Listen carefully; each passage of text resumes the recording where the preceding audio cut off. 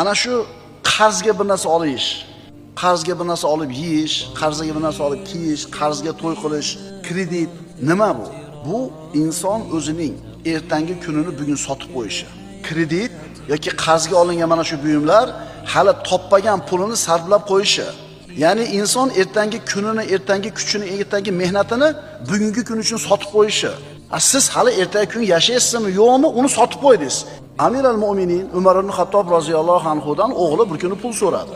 Xalifani qo'lida puli yo'q. Xazinachidan so'rab turmaylikmi, keyingi oyligingizni hisobidan? Bo'pti, bor so'ra dedi. Borib turib xazinachiga aytdi. Otami keyingi oyligini hisobidan, keyingi maoshini hisobidan menga pul berib turasiz ekan dedi. Xazinachi xalifa buyurdi deb shart qildimi? Yo'q. Otangiz keyingi oyligimdan berib tursin debdi-yu, lekin keyingi oyda yashashiga bir kafolat xati yozib bermabdi dedi. Bermaydi. Qaytib kelib turib otasiga, Amirul Mo'mininga, Umar ibn Xattobga bermadi desa, bersa adabini berardim, jazolardim. Mana qanaqa yashash kerak.